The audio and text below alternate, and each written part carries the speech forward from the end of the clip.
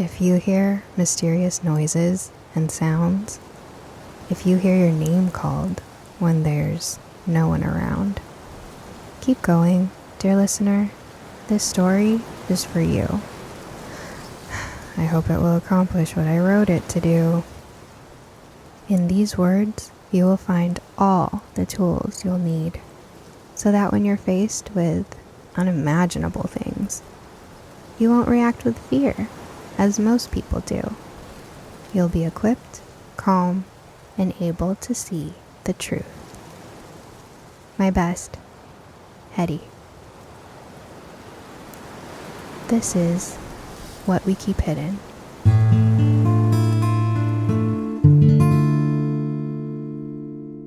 By Lauren Nicole.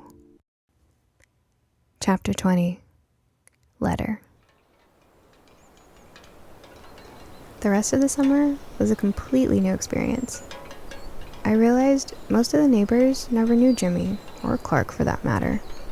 They had judged Betty's tough exterior without understanding the tremendous heartbreak she'd experienced that built that tough outer shell.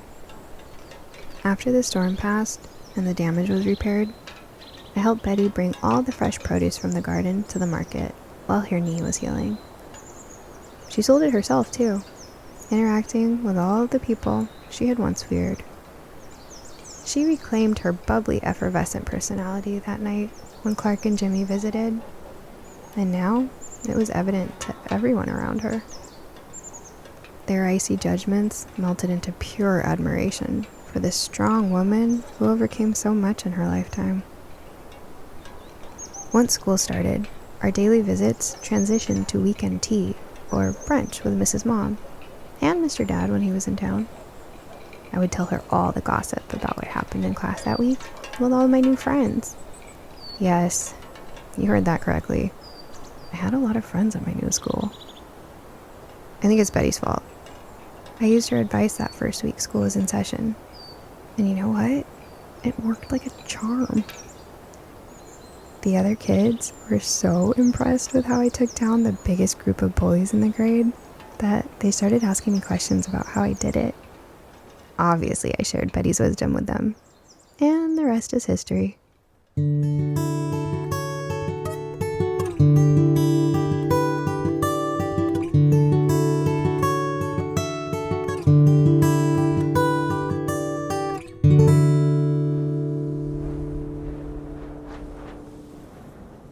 It was a harsh winter that year. Not only did the wind bite the noses of the neighborhood, but our hearts as well when we lost Betty. Her passing was sudden, but peaceful. Well, peaceful for her, but it rocked my newly settled foundation to the core. Betty was my best friend, and time with her was an integral part of my routine. I knew she was older, and there was always a risk, but she was so active that it took all of us by surprise. The day that it happened, a guttural wail escaped my body without my permission. A gentle nuzzle from Lucy touched my hand before a low, mournful howl rang through the air. Both of us sending a primal cry to reach our friend in a territory unknown.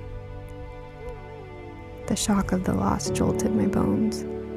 The despair flooded my body, rising until tears narrowly escaped from my squeezed shut eyelids. The world was too bright for a world without Betty. I wiped my eyes and left to scoop Humphrey up and bring him home. Humphrey, Lucy, and I spent the first week in my room together. At first, we were in collective shock, but slowly we transitioned to tears, sniffles, and wails that seemed to only escape freely when we were all asleep. One day, Mrs. Mom knocked gently on the door. "Here, babes. Betty wanted me to give this to you." Mrs. Mom held out an envelope with Betty's handwriting on it. Cautiously, I reached out to take it, but stopped myself. "I don't think I can," I whispered, before bursting into tears. I know. Mrs. Mom embraced me tightly. It'll be hard. But listen to me when I tell you. You really need to read this. I took the envelope, opened it, and unfolded the letter inside. I'll give you some privacy, Mrs. Mom said as she left my room and quietly closed the door behind her. My dearest Hedy, if you're reading this, you know now that it was time for me to join my beloved Clark and Jimmy. Don't cry, kid. Know that I'm happy and well loved in this next phase of my existence. I want to thank you, Hedy. I feel like I've lived 1,000 lives in this tired old body, but the life I lived with you and your companionship is one of my most cherished. You helped me live again. You helped me let someone into my heart and love again. I can never put into words the gratitude I have for the gift of friendship you have given this lonely old woman. So, let me start by saying, this house is yours. You've done the work. You know it, and the garden, as well as I do. I can rest easy, knowing my beloved home is in your hands.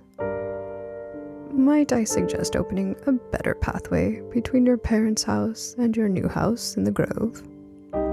Maybe an ornate archway, especially for Mrs. Mom's comfort when visiting. One more favor I ask of you. Take care of Humphrey for me. He'll be a little snot at first, as he hates change, and grieves very poorly. I know you'll give him the love and attention he needs to be coaxed out of it. Ask Lucy to give him extra tender cuddles, and he'll be right as rain in no time. Lastly, my dear, shine.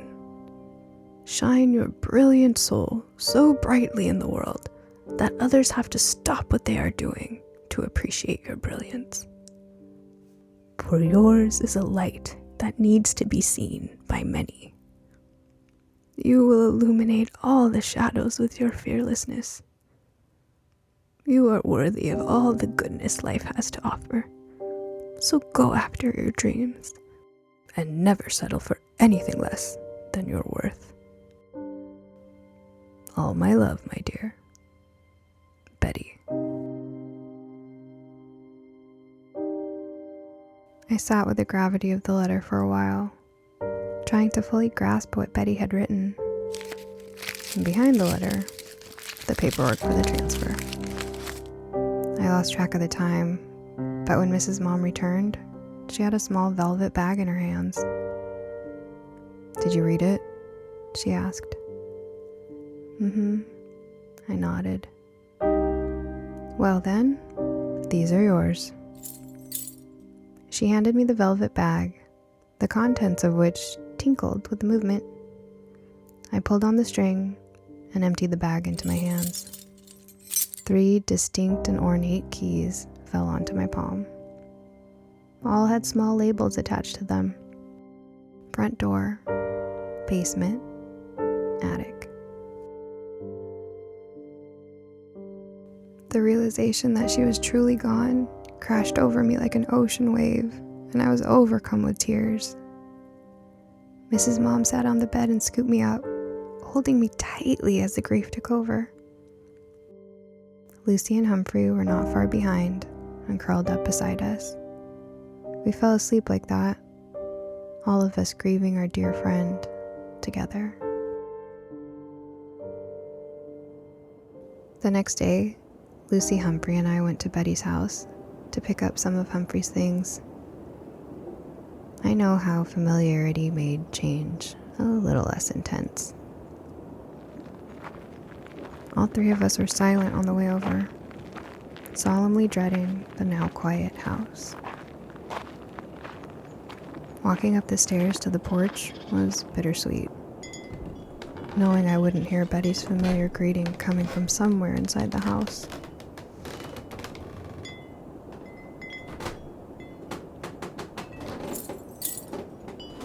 I took out the keys and unlocked the front door.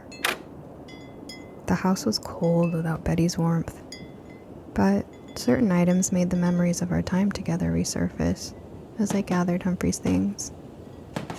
After a small pile had been collected by the front door, I went to the parlor for one last goodbye. The Dizzy Gillespie record was right where she left it. She listened to it constantly after the night of the storm, saying it helped remind her that she wasn't alone. Now, I needed the record to remind myself.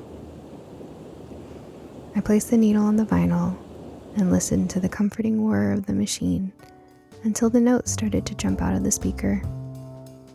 Sitting down on the couch, I leaned my head back, closed my eyes, and just listened. I must have been there a while, or fallen asleep without realizing it, because the soft tufts of Humphrey's tail on my legs gently woke me up.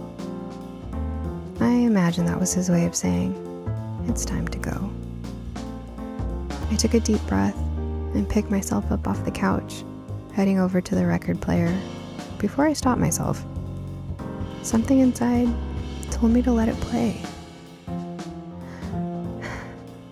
"Come on, you two," I told Lucy and Humphrey as we made our way out of the house.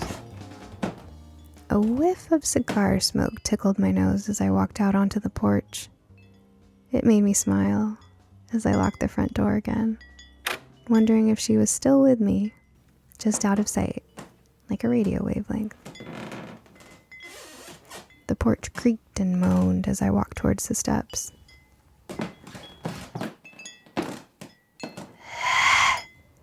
Hedy! That disembodied whisper! I turned swiftly to look for the source of that familiar sound and saw a sway of the curtain in the front window, just like I had seen the first time we met. Pressing my face into the window to investigate, I started to see a faint outline of two figures in the parlor. I used my sleeve to wipe the glass and look closer. Then, using my hands to shield the brightness of the out, I was able to get a better look. The two figures began to materialize in the center of the room. Their embrace, their swaying, their dancing, it was unmistakable. "Betty," I whispered. Just then, a smaller figure darted from underneath the window to join the other two. The warm golden glow surrounded each of them as their features came into view. A small, warm tear slowly crept down my cheek as Clark's spirit bent down to pick up Jimmy as the trio danced together in a loving embrace. Betty truly had been reunited with her family, and from the looks of it, she was blissfully enjoying every second. The familiar pitter-patter of Humphrey's paws on the patio brought me back to reality. Jumping onto the windowsill, he looked into the house and followed the family's movements around the parlor. I gave him a little scratch behind the ears, and he looked up at me with visible tears in his eyes. So I stretched out my arms. Without hesitation, Humphrey jumped up and settled in as we left the porch.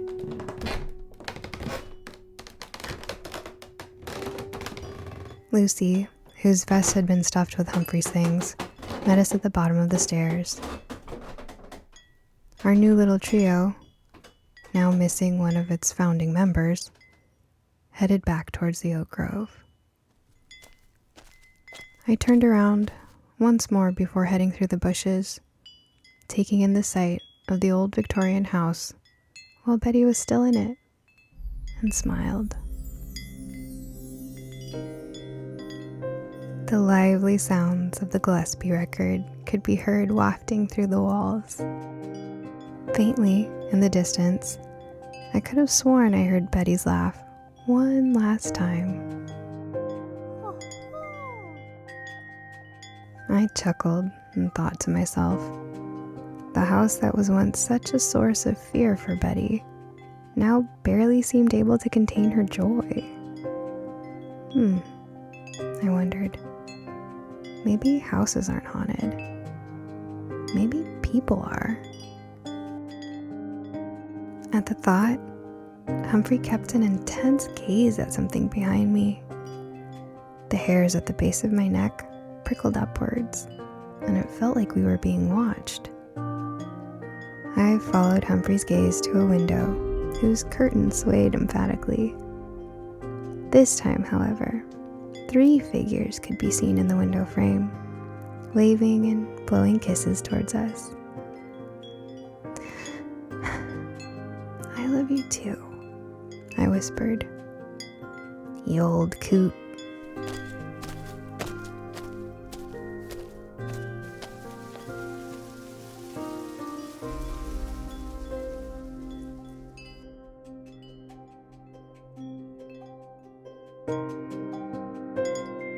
This has been What We Keep Hidden, a limited series written and narrated by Lauren Nicole. This has been a Lauren Nicole creation.